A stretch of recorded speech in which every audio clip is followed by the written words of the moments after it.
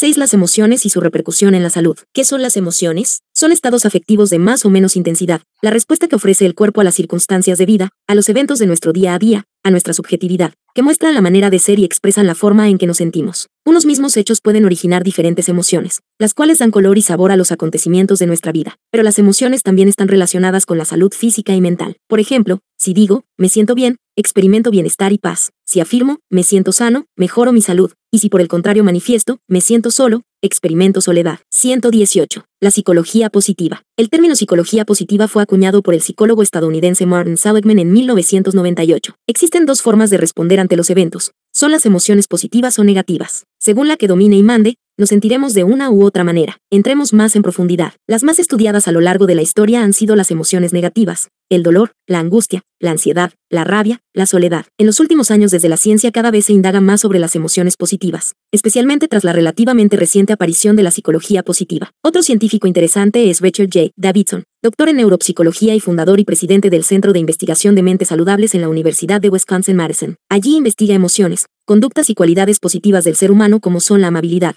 el afecto, la compasión y el amor. Todo ello comenzó tras conocer al Dalai Lama en el año 1992, quien le hizo una pregunta. ¿No os habéis planteado nunca indagar en vuestros estudios sobre la mente en la amabilidad, la ternura o la compasión? Desde entonces indaga sobre emociones positivas en el ser humano. Su lema es: la base de un cerebro sano es la bondad. 119. Un estudio con participantes sorprendentes. Los doctores David Snaden y Deborah Dedani llevaron a cabo un estudio con 180 monjas católicas en Estados Unidos que habían escrito notas autobiográficas a una edad media de 22 años. Dichas monjas fueron analizadas 60 años después. Los investigadores hallaron una correlación entre las emociones positivas vertidas en esas notas autobiográficas y la longevidad. El 90% en las que se habían cuantificado mayor número de emociones positivas seguía con vida a los 85 años, y esto solo sucedía en el 34% de las que habían mostrado menos emociones positivas. En una evaluación posterior, el 54% de las que más emociones positivas mostraron seguían vivas a los 94 años, mientras que del grupo con menos emociones positivas solo sobrevivía el 11%. También descubrieron que las monjas que expresaban más pensamientos o tenían una mayor riqueza de vocabulario tenían una menor posibilidad de desarrollar algún tipo de demencia senil pasados los 85 años, edad en la que el riesgo de Alzheimer está en torno al 50%. El estudio continuó incluso tras la muerte de las participantes en el estudio, ya que la gran mayoría donaron su cerebro para que pudiera ser analizado con posterioridad. En este sentido, el mayor descubrimiento fue que no había una relación clara entre patología y síntomas, es decir, que monjas cuyos cerebros presentaban daños graves habían mostrado un buen estado de salud física y mental, y a la inversa, se encontraron tejidos intactos en monjas que habían mostrado claros síntomas de algún tipo de demencia senil. También se descubrió que los cerebros más sanos se correspondían con los de las monjas que vivieron más de 100 años. Resulta curioso saber que el profesor Snowdon comenzó el estudio de forma completamente casual. Acudió al convento para indagar sobre los hábitos alimenticios de la comunidad religiosa y sus efectos en el envejecimiento. Ya allí, se sorprendió al darse cuenta de que era un grupo de estudio interesante con características idóneas para ser estudiado, con niveles de estrés bajos, sin tabaco ni alcohol. En ese lugar llegaron a vivir 7 monjas con más de 100 años. Eran denominadas las 7 magníficas. El estudio recibió una subvención oficial de unos 5 millones de euros debido al interés que suscitó. Llegamos a una conclusión muy interesante. La senilidad y el envejecimiento mental no parecen inevitables, aunque seamos muy ancianos. La clave parece residir en las emociones positivas. 120. Las principales emociones. Múltiples autores han ahondado en esta cuestión matizando las emociones y estudiándolas en diferentes países y sociedades para llegar a un acuerdo. El psicólogo estadounidense Paul Ekman, asesor en la película del revés de Pixar, estudió a fondo las emociones y la manera en que demostramos aquello que estamos sintiendo, la expresión facial o corporal que acarrean. ¿Por qué al sentirnos tristes nos encogemos de hombros? ¿Por qué gesticulamos de manera diferente al experimentar asco o miedo? Paul Ekman creó lo que se conoce como Sistema de Codificación Facial de Acciones,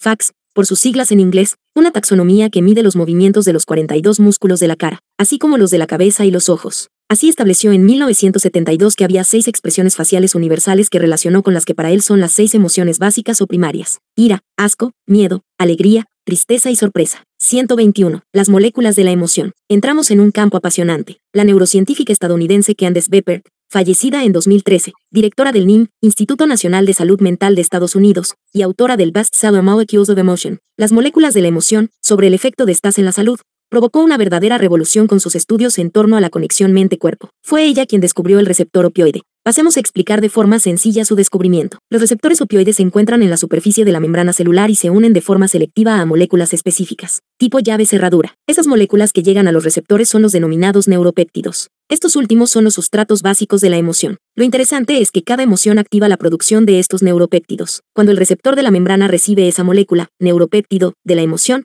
transmite un mensaje al interior. Este mensaje tiene la capacidad de alterar la frecuencia y bioquímica celular afectando su comportamiento. ¿A qué nos referimos con el comportamiento celular? Desde la generación de nuevas proteínas o la división celular, a la apertura o cierre de canales iónicos, o incluso la modificación de la expresión epigenética, genes. Es decir, estos neuropéptidos actúan como mecanismos que alteran nuestra fisiología, comportamiento e incluso genética. Parte de la historia de una célula deriva de las señales que los neuropéptidos de la emoción mandan a la membrana. Según palabras de la propia doctora Perk, los neurotransmisores llamados péptidos llevan mensajes emocionales. A medida que cambian nuestros sentimientos, esta mezcla de péptidos viaja por todo el cuerpo y el cerebro. Literalmente están cambiando la química de cada célula del cuerpo. Debido a estos y otros descubrimientos es considerada la fundadora de lo que hoy se denomina psiconeuroinmunología. La enfermedad está, por lo tanto, asociada de forma ineludible a las emociones. Cuando una emoción se expresa, el organismo responde. Cuando una emoción es negada o reprimida, ésta se queda atrapada, perjudicando seriamente al individuo. Como dice Perk, toda emoción tiene un reflejo bioquímico dentro del cuerpo. 122. Quien se traga las emociones, se ahoga. Ya lo dice un refrán español,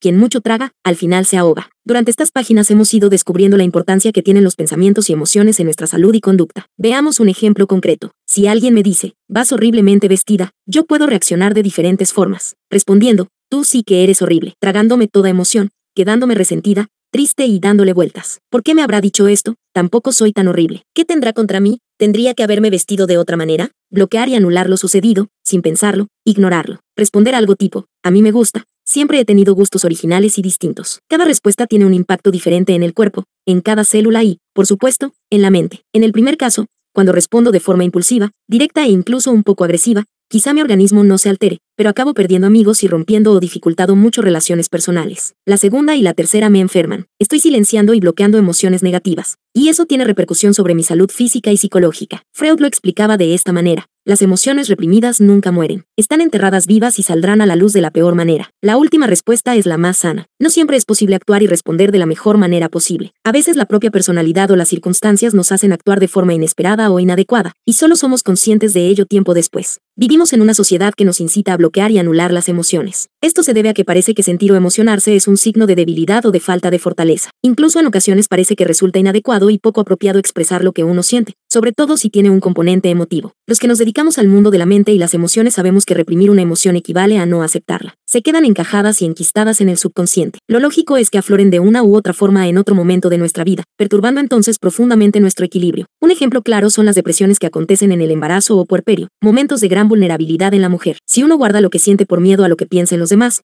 por temor a quedar en ridículo o por incapacidad para expresarlo, eso termina causando un daño. Las emociones se acumulan y nos perjudican. Son como sombras que perturban nuestro cuerpo y nuestra mente. 123. Aprende a expresar tus emociones. Cuando uno no es capaz de hacerlo, a veces espera que sea la otra persona la que se dé cuenta del daño cometido. La realidad es que, la mayoría de las veces, los que juzgan, critican o hieren no lo hacen con maldad. Incluso ignoran el daño que causan a otros. Existen personas que disfrutan ofendiendo y agraviando a otros, pero son los menos. En estos casos hablamos, por ejemplo, de personas con trastornos de personalidad severos. El afectado por un trastorno antisocial, comúnmente llamado psicópata, disfruta haciendo daño a otros y lo realiza con intencionalidad de herir. Por otro lado, existen personas con una alta sensibilidad y vulnerabilidad a los comentarios y actos de otros. Poseen una piel psicológica excesivamente fina y hay que tratarlas con esmero porque a la mínima se sienten ofendidas. El caso de Beatriz y Luis. Beatriz y Luis llevan 6 años casados. Tienen 3 hijos pequeños, el mayor de 3 años y 2 mellizos de 1 año. Luis es un arquitecto que durante muchos años trabajó y viajó bastante, pero tras la crisis económica ha sufrido de forma considerable. Ha cambiado de trabajo y ahora acepta proyectos tipo freelance para mejorar su sueldo. Luis es directo, impulsivo, rápido y eficiente, perfeccionista. Se fija en los detalles y le gusta que todo esté bien. Ve las cosas con claridad y expresa en todo momento lo que siente. Beatriz es decoradora. Se conocieron en un proyecto de remodelación de un edificio de interés cultural en el norte de España y al poco se hicieron novios y se casaron. Ella viene de una familia donde es la mayor de 4 hermanas. Tiene una relación muy próxima con sus hermanas y con su madre. Siempre ha sido muy sensible. Su padre estuvo enfermo muchos años por un problema renal y ella ha ayudado siempre a su madre en todo. Tiende a tragarse todo lo malo que sucede para no preocupar a nadie en exceso. Beatriz acude a mi consulta porque desde hace unos meses está triste, apática y sin fuerzas. Lo relaciona con el nacimiento de los mellizos, pero ya han cumplido el año y sigue sin levantar cabeza. No consigue disfrutar con nada y en algunos momentos del día, cuando Luis está trabajando, se encierra en su cuarto a llorar. Intenta disimular delante de sus hijos. Cuando su marido vuelve a casa, cansado y ligeramente irritable, cuesta más ganar el dinero, ve juguetes por el suelo, la casa desordenada y a los niños llorando y exige a gritos que todo se ponga en orden rápidamente y que los niños cenen rápido y no hagan ruido porque quiere meterse en el salón a ver las noticias sin nada que lo moleste. Beatriz, callada, no dice nada, ordena, limpia, prepara la comida y, 124. Beatriz, callada, no dice nada, ordena, limpia,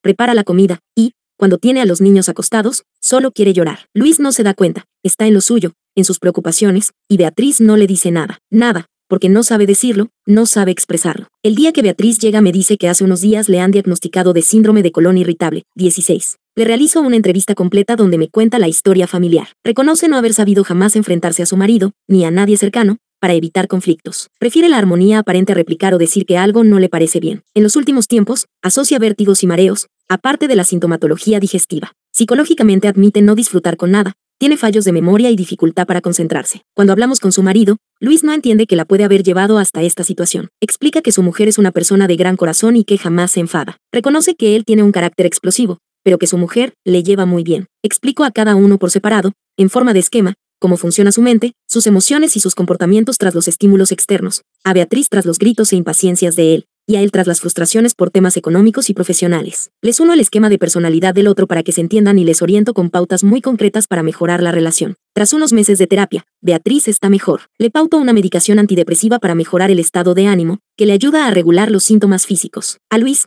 un estabilizador del ánimo para bloquear los momentos de impulsividad. Tras la psicoterapia, mejora la relación de forma significativa. Cada uno entiende mejor cómo funciona el otro, pero, sobre todo, aprenden a gestionar sus emociones de forma más sana. Por lo tanto, si no expresamos cómo nos sentimos, existe una gran probabilidad de que la persona que tengamos enfrente no sea consciente del daño que nos causa. Las mujeres, en general, son más sensibles que los hombres, y al darle a todo más vueltas, sufren más, con el agravante de que en muchos casos sus maridos, por falta de tiempo, atención, aptitud o todas ellas, no sabe leer los sutiles signos externos con los que a veces intentan comunicarse. Los hombres suelen ser menos emotivos y más prácticos. En la cultura de hoy, la mujer tiene mayor capacidad de enseñar a amar, a sentir y a expresar que el hombre. Por supuesto, como en todo, existen excepciones a la regla, pero esta suele ser la dinámica más frecuente que encuentro en consulta. No digo que sea bueno decir lo primero que se nos pase por la cabeza o sintamos, pero tampoco es saludable omitir toda conversación con quien convivimos sobre algo que nos esté haciendo daño. Lo importante es alcanzar el equilibrio entre las situaciones en las que es necesario expresarse emocionalmente, y aquellas otras en que es mejor callar para salvaguardar nuestra paz interior y armonía exterior. 125. ¿Qué sucede con las emociones reprimidas? Decíamos que vuelven por la puerta de atrás en algún momento en forma de enfermedades físicas o psicológicas. Consideramos personas neuróticas a aquellas que, al no haber sido capaces de manejar sus emociones de forma sana, se quedan enquistadas en el pasado, se machacan por eventos, pensamientos o sentimientos no superados o mal digeridos, y eso transforma su carácter en algo enfermizo y desgastante. Ya hemos visto cómo las emociones positivas favorecen la longevidad, previenen la aparición de enfermedades o contribuyen a su curación. Las emociones negativas, por el contrario, pueden favorecer la aparición de enfermedades. El caso de Emilio acude a mi consulta un día para conocer el diagnóstico y tratamiento de su hija de 14 años que lleva en terapia varios meses por bullying, y que ha derivado en problemas anímicos y alteraciones de comportamiento. Evita acudir a las sesiones con su mujer porque no considera necesaria la terapia de su hija, y todo lo relacionado con la psicología le parece absurdo e inútil. Me saluda fríamente y se sienta. En estos casos intento tratar asuntos triviales hasta que percibo que se ha generado un ambiente cordial. A los minutos, comienzo a hablarle de su hija y de lo mucho ella le admira y le quiere. De repente, noto que se le quiebra ligeramente la voz y cambia de tema. ¿Te has emocionado? Le pregunto. No me gusta emocionarme ni sentir nada con intensidad. Eso es señal de debilidad y los sentimentales no llegan lejos en la vida. ¡Ay, gran error! Sentimentalismo y emotividad no son lo mismo. Tras ese día comienza una terapia muy interesante con Emilio. Nos zambullimos en su biografía. Proviene de una familia adinerada. El padre es americano y la madre española. Su madre es fría, poco emotiva y nunca ha permitido expresiones de afecto en el entorno familiar. En su casa nunca ha percibido entre sus padres un gesto afectivo, un abrazo, una caricia o incluso un «te quiero». De pequeño tenía un vecino con el que hablaba mucho, pero cambió de ciudad y no volvió a confiar plenamente en nadie. Curiosamente, el día que habla de ese vecino, al que lleva más de 30 años sin ver, se emociona y llora. Ya le he explicado que la consulta es el lugar apropiado para llorar. Nadie le juzga, nadie le critica. Las lágrimas son una fuente poderosa de liberación de angustia. 126. ¿Qué produce llorar? No olvidemos que la única especie que llora por motivos emocionales es el ser humano. Cuando alguien observa a otro llorar, es frecuente que se activen en el interior del observador emociones o conductas prosociales que le llevan a empatizar con la otra persona. Por lo tanto, cabe pensar que en algún momento de la historia, en la evolución del Homo sapiens, las lágrimas se transformaron en una forma de expresión del estado emocional de la mente. El cuerpo produce más de 100 litros de llanto al año de media. Si pensamos en todas esas personas que no recuerdan la última vez que lloraron, existen para compensar otros que lloran litros y litros de lágrimas. Existen 3 tipos de lágrimas: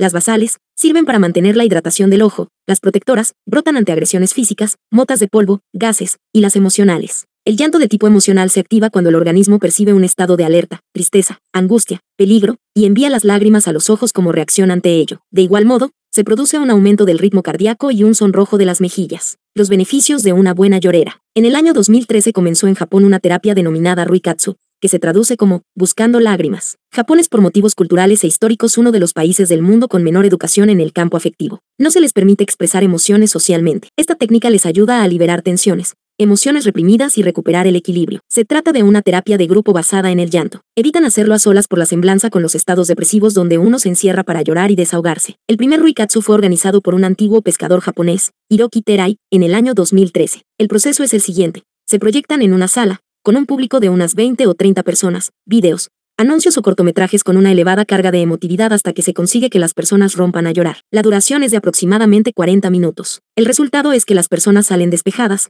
aliviadas y con una franca mejoría de su estado de ánimo. El investigador William Fa estudió hace unos años el componente bioquímico de la lágrima tras llorar de forma intensa por angustia o tristeza excesiva. Encontró niveles elevados de cortisol. Esta es la razón por la cual tras un ejercicio de llanto uno se siente 127. Liberado. Descarga tensiones y desasosiegos al deshacerse de cantidades importantes de cortisol. 128. Principales síntomas psicosomáticos si bloqueamos las emociones. Cuando las emociones se transforman en enfermedades físicas estamos ante lo que se denomina enfermedad psicosomática, psique, mente, soma, cuerpo. Una enfermedad psicosomática es una afección que se origina en la mente pero desarrolla sus efectos en el cuerpo. Cuando una persona pasa por una situación de vergüenza o de bochorno, se enrojecen sus mejillas. Es un acto involuntario y no se puede alterar de forma consciente. En una discusión entre dos personas puede subir la presión arterial. Antes de una conferencia, un examen o una exposición, uno puede sentir taquicardia e hiperhidrosis, sudoración excesiva. La gente que sufre de estrés crónico, ansiedad o depresión en un porcentaje alto padece síntomas físicos como pueden ser migrañas, dolores de espalda, contracturas, alteraciones gastrointestinales u otras manifestaciones como vértigo, mareos y hormigueos. El problema surge cuando la enfermedad que se instala en el cuerpo es de mayor gravedad, desde gastritis con úlceras asociadas que requieren intervenciones quirúrgicas, hasta enfermedades neurológicas o oncológicas incapacitantes. Los principales trastornos psicosomáticos están relacionados con el sistema nervioso, migrañas, dolores de cabeza, vértigos, náuseas, hormigueos, parestesias y parálisis muscular. Relacionados con los sentidos, visión doble, ceguera transitoria y afonía. Relacionados con el sistema cardiovascular, taquicardias y palpitaciones. Relacionados con el sistema respiratorio, opresión en el pecho y sensación de falta de aire. Relacionados con el sistema gastrointestinal, diarrea, estreñimiento, reflujo, acidez, globo faríngeo y dificultad para tragar. No olvidemos algo esencial. Mucho antes de enfermar, el cuerpo nos ha ido mandando señales de alerta en forma de molestias, debilidad o dolencias. La enfermedad en estos casos es un mensaje que envía el cuerpo, que no cesa de comunicarse con nosotros, ansiando lograr el equilibrio y la paz. Al vivir en la era de la velocidad y de las prisas, donde todo se desarrolla a un ritmo tan intenso, no conectamos con nuestro interior y no sabemos o no podemos dar voz a esos síntomas que nos están alertando de que algo no funciona. Esos indicadores son fundamentales para evitar la ulterior enfermedad o al menos para frenar el empeoramiento de los síntomas. El cuerpo posee una doble función. Por un lado, escucha todo lo que dice nuestra mente y, por otra parte, nos habla a través de dolores, malestares, inquietud psicológica o trastornos. Suelo decir que la ansiedad es la fiebre de la mente y del alma, y nos avisa de que el entorno es hostil o de que estamos sometiendo al organismo a un exceso de actividades. 129. Emociones o situaciones con las que no puede lidiar. Por lo tanto, esos procesos de molestias o dolores, cada uno conoce los suyos, nos piden a gritos que tomemos conciencia de lo que nos está perjudicando, de lo que está suponiendo una amenaza o de algo que resulta un exceso para el cuerpo y la mente. Ignorar las señales es el primer paso hacia la debilidad y desequilibrio de nuestra salud. Algunas molestias pueden ser debidas a malas costumbres como la alimentación, la mala higiene del sueño, un exceso de sedentarismo o incorrectas posturas del cuerpo. Si somos capaces de hacer un buen examen de nuestra vida, con honestidad, sin buscar una perfección que aporte más angustia que paz, estaremos en el buen camino. Hay que permitirse un rato para analizar nuestra vida, considerar lo que estamos logrando, nuestros objetivos y metas, observar y sentir físicamente nuestro cuerpo, averiguar si nos está mandando alguna señal y vislumbrar cuáles pueden ser las causas. A veces la ayuda de un profesional, un médico o una persona que conozca el cuerpo y su conexión con la mente puede resultar un buen apoyo. La ciencia nos ha ido mostrando ejemplos claros de enfermedades relacionadas con la emoción. En dermatología se ha documentado que ciertas enfermedades cutáneas prevalecen en pacientes que experimentan resentimiento, frustración, ansiedad o culpa. En cardiología se ha demostrado que los ataques cardíacos son más comunes en personas agresivas, competitivas o que han desarrollado una cronopatía. 17. En gastroenterología se ha observado una correlación entre emociones como la ansiedad, por un examen o una entrevista de trabajo, por ejemplo, y las dolencias intestinales o estomacales como las úlceras pépticas. Pero, sin duda, Es en la oncología donde se está profundizando más la relación mente-cuerpo. El psicólogo clínico estadounidense Lawrence Lotion analizó las vidas de más de 500 enfermos de cáncer y desveló una relación muy importante entre la depresión y la aparición del cáncer. Muchas de las personas objeto de estudio se sentían vencidas por la ruptura de relaciones estrechas y habían tratado de reprimir esas emociones. Dichas emociones reprimidas alteraron su equilibrio neurohormonal y fueron contraproducentes para su respuesta inmunológica. Ampliaremos el tema oncológico más adelante. El caso de Tomás acude a mi consulta. Tomás, de 16 años, es el mayor de 3 hermanos. Buen estudiante. Su padre es arquitecto y su madre ama de casa. 130. Lleva 1 año y medio con problemas de vista. Todo comenzó un día en clase,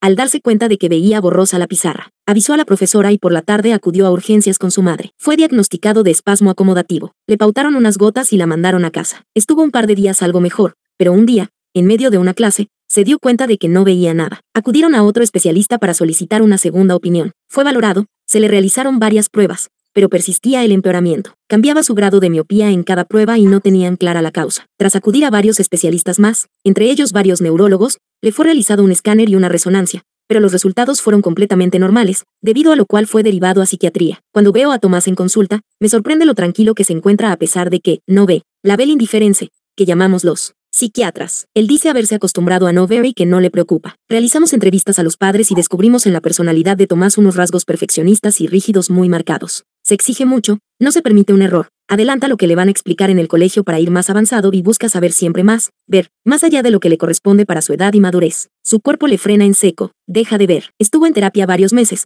y trabajamos su manera de percibirse y de gestionar sus emociones. Poco a poco recuperó la vista y no ha vuelto a tener problemas al respecto. Conocemos muchos casos de personas que dejan de hablar, de ver o incluso de caminar por causas emocionales. El cuerpo es sabio. Recuerdo en una de mis primeras guardias una mujer de 38 años que había dejado de caminar de golpe en el trabajo. Los traumatólogos y neurólogos descartaron patología orgánica. Fue derivada a psiquiatría y, tras varias sesiones y terapias, recuperó la movilidad de sus extremidades inferiores. Fue uno de los detonantes en mi ansia por profundizar en la relación mente-cuerpo. 131. La actitud como factor clave en la salud. A lo largo de estas páginas hemos hablado de la importancia de nuestros pensamientos en el estado de ánimo, en la interpretación de la realidad y en la salud. Una actitud adecuada y sana puede ser la medicina natural más poderosa a nuestro alcance, y quizá la menos tenida en cuenta. En 6 años de carrera de medicina, no se dedica apenas un apartado a este tema. Pese a ello, los médicos somos muy conscientes de la importancia de la actitud del paciente en su pronóstico. Los datos clínicos manifiestan que los sentimientos positivos y el apoyo emocional de las personas cercanas, familiares, amigos e incluso los profesionales de la salud implicados en su tratamiento, poseen un poder curativo incuestionable. Por otro lado, lo que uno siente, percibe o cree puede ser tan relevante como la dieta o los hábitos a la hora de enfrentarse a, por ejemplo, una enfermedad coronaria. Friedman y Rosenman llevaron a cabo un estudio con 3.500 hombres a lo largo de 10 años. Primero dividieron a los sujetos en 2 grupos. Los del tipo A comprendían los de caracteres más rígidos, impacientes o cronopáticos. Los del tipo B eran más relajados y tranquilos. Tras esa clasificación preliminar, investigaron la salud de los sujetos, si fumaban o no, cuánto ejercicio físico realizaban, midieron sus niveles de colesterol en sangre y analizaron su dieta. A continuación, esperaron a ver cómo evolucionaban los sujetos. En 10 años, más de 250 de los sujetos sanos físicamente padecieron un ataque cardíaco. Resultó que los datos basados en su dieta y en su actividad física no sirvieron para predecir los resultados. El único dato capaz de predecir lo que iba a suceder, el único dato con valor diagnóstico, fue la clasificación previa en función a su disposición mental. Los sujetos clasificados como tipo A tuvieron una incidencia de ataques cardíacos 3 veces mayor a los de tipo B, independientemente del tabaquismo, su dieta y del ejercicio que llevaran a cabo. 132. ¿Y qué pasa con el cáncer? Parece tener algún tipo de relación con el estrés y las emociones.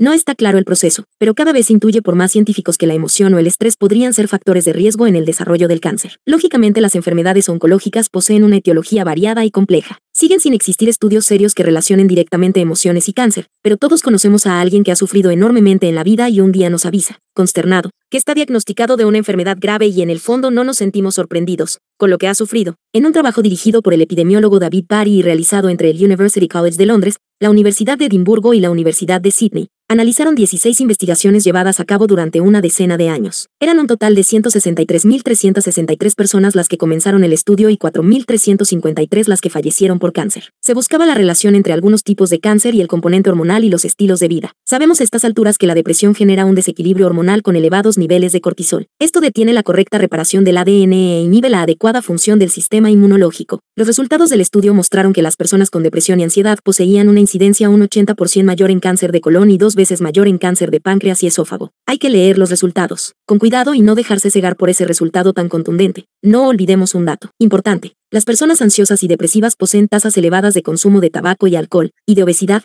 tres de los factores más presentes y estudiados en el cáncer. El cáncer está relacionado con múltiples causas: el ambiente, la alimentación, los hábitos tóxicos, la genética. Pero lo que se postula cada vez con más fuerza es que las emociones también juegan un papel. Por ello, para que surja el tumor tienen que coexistir varios factores. El cortisol, del que ya hemos hablado, es una hormona que, mantenida en el tiempo en niveles anormalmente altos, provoca procesos inflamatorios perjudiciales para las células del cuerpo. En julio del año 2017, el Dr. Pere Gascón, jefe, hasta hace poco tiempo, del servicio del Hospital Clínic de Barcelona, reconocía en una entrevista que el estrés emocional crónico puede iniciar el proceso de cáncer. Este oncólogo es uno de los investigadores más reconocidos en la relación del sistema nervioso mental con el cáncer. Voy a intentar adentrarme en esta teoría explicándola de forma sencilla. Para empezar, no olvidemos que todas las enfermedades oncológicas poseen un proceso muy complejo. Quiero evitar cualquier reduccionismo sobre este tema tan grave, pero creo que unas pinceladas sencillas pueden ayudar a entender este asunto para captar de forma global cómo reacciona el cuerpo ante ciertos estímulos y la importancia de nuestro equilibrio mental. 133. Como sabemos,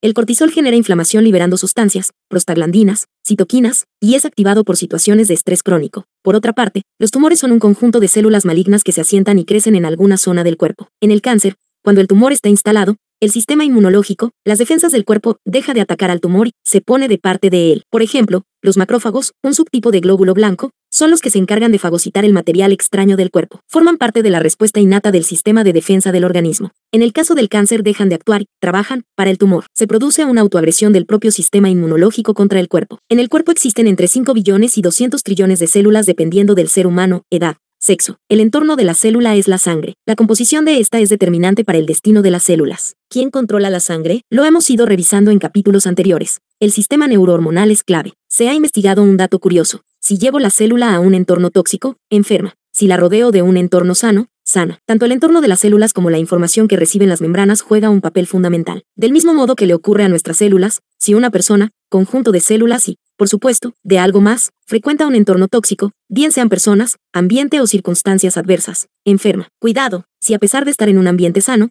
la mente lo interpreta como un lugar de amenaza. Se pondrá alerta y provocará los mismos cambios en el cuerpo y en la composición de la sangre que si estuviera en el entorno más tóxico posible. No lo olvidemos. La mente y el cuerpo no distinguen lo que es real de lo imaginario. Hay gente que a pesar de tener un entorno y unas circunstancias más o menos normales, vive constantemente en alerta. Esa gente por un enfoque inadecuado de su situación está forzando a su cuerpo, física y psicológicamente, a una tensión perniciosa. Si soy capaz de cambiar la manera en la que interpreto la realidad cambia. La felicidad depende de la interpretación de la realidad que yo hago. Es fundamental aceptar un cambio en mis creencias, sobre mí mismo, sin juzgarme con tanta dureza, o sobre lo que me rodea. De ahí lo bueno de fomentar los pensamientos positivos o incluso de recurrir al efecto placebo si poseen un efecto sobre mi mente y mi cuerpo. 134. ¿Qué sucede en las metástasis? Entramos ahora en arenas movedizas. Las metástasis, procesos de diseminación del tumor que determinan el pronóstico y la supervivencia del enfermo, nacen en muchas ocasiones en lugares donde existe de base algún proceso inflamatorio crónico asintomático. Es decir, el cáncer se disemina, se desarrolla y progresa en núcleos inflamados. Es un microambiente, la zona donde se siente más a gusto, para aumentar y expandirse. No todas las inflamaciones son igual de peligrosas para que surja el cáncer. Un catarro, inflamación de la amígdala, una rotura de ligamentos, con inflamación muscular, no son el mismo concepto. Un fumador,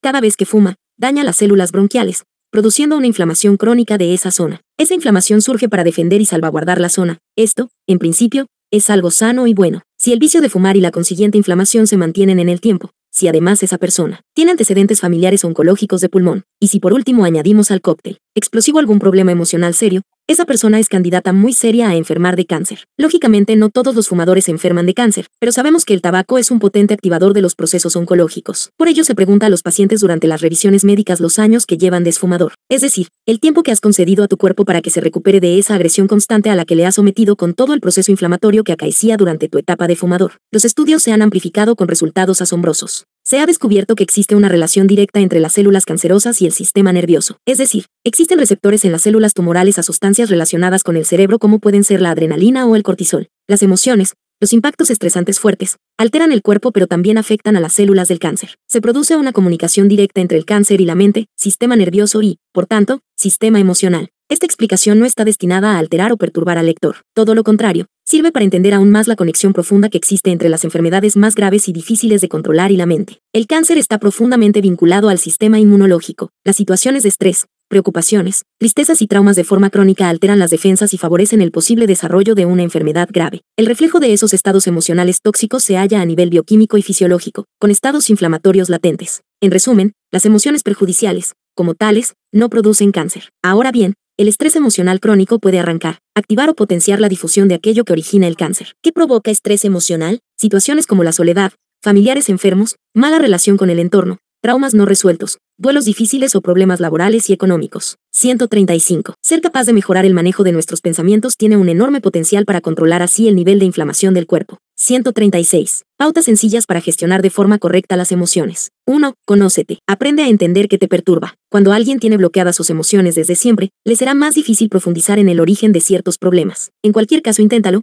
lee y acude a personas que puedan ayudarte. Es imprescindible dar el primer paso. 2. Identifica tus emociones. Pon nombre a lo que sientes. No es lo mismo rabia que rencor, alegría que emoción. Al hacerlo ser realista, no maximices emociones perjudiciales. Ese análisis tiene un impacto directo en tu cuerpo. 3. Busca ser asertivo. Di lo que piensas, sin herir. No silencies todas tus emociones. Habla con alguien que te genere confianza. Aprende a expresarte, pero cuidado al hacerlo con abrir puertas que no seas capaz de cerrar. Ve poco a poco. El desahogo tiene que permitirte recuperar la paz y el equilibrio interior. 4. No tengas miedo a convertirte en tu mejor versión. Aprende a sacar lo más valioso de tu interior. El que anula sus emociones acaba siendo una versión empeorada de sí mismo, una versión descafeinada, sin capacidad de ilusionarse por nada. 5. Pon límites al efecto que los demás ejercen sobre ti. Aprende a identificar a la gente tóxica que tiene la capacidad de perturbarte profundamente en cualquier momento. No es posible que todo el mundo altere tu equilibrio interior, y debes intentar mantener lejos a los que lo hagan. Todos atravesamos momentos en que experimentamos disgusto o desamparo, nos sentimos ansiosos, desanimados, frustrados o resentidos. Esta experiencia ocasional de emociones negativas es saludable. Nos alerta sobre lo que no va bien a nuestro alrededor y nos motiva para ponernos manos a la obra y cambiarlo con el fin de restaurar el equilibrio, tanto en lo psíquico como en lo físico. 137. El problema surge cuando las emociones negativas se cronifican, alterando de modo permanente nuestro estado de ánimo.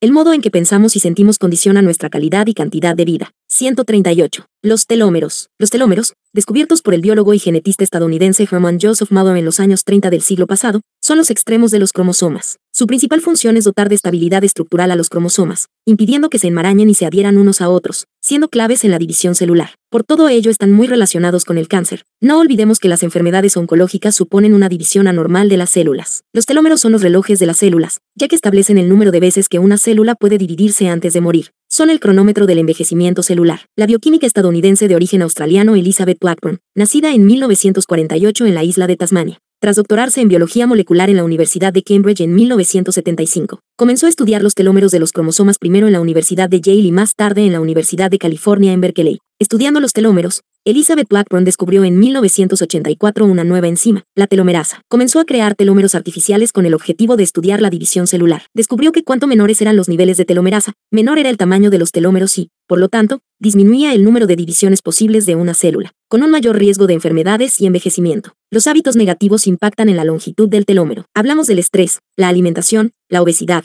el sedentarismo, la soledad, la contaminación o incluso los problemas del sueño. 139. Blackburn estudió la telomerasa en un grupo específico, madres de hijos con enfermedades neurológicas severas. Observó que aquellas que se sentían solas, presentaban niveles más bajos de telomerasa con la consecuente disminución del telómero. La esperanza de vida en ellas era mucho menor de lo habitual en mujeres de su misma edad. También observó algo fascinante. Aquellas mujeres que compartían entre sí sus emociones y se apoyaban y comprendían mutuamente, experimentaban un mayor nivel de telomerasa y un consiguiente alargamiento de los telómeros. Por sus trabajos en la descripción de la telomerasa recibió en 2009 el Premio Nobel de Medicina junto a sus colaboradores Carol W. Grader y Jack W. Esosta. Como hemos visto en el estudio de Robert Waldinger, 18, la soledad es un factor de riesgo no solo para la depresión, sino para envejecer con telómeros más cortos y, por lo tanto, de forma menos saludable. ¿Cómo segregar más telomerasa y alargar telómeros? Actualmente se están llevando a cabo los primeros estudios sobre cómo fomentar la secreción de telomerasa para conseguir un alargamiento de los telómeros. Se conoce el efecto positivo del ejercicio, la alimentación y el mindfulness. En el año 2017 comencé, con uno de los laboratorios más importantes del mundo, un estudio sobre la influencia del estado de ánimo y las emociones en los niveles de telomerasa y la medición de telómeros. El objetivo es confirmar que el cortisol, elevado de forma crónica, inhibe los niveles de telomerasa y que la ansiedad acorta los telómeros. Tengo la confianza de que saldrán resultados interesantes que publicaré cuando concluya el estudio. 140. 7. ¿Qué cosas o actitudes elevan el cortisol? Existen multitud de situaciones, ser perfectos, perder el control, que tienen un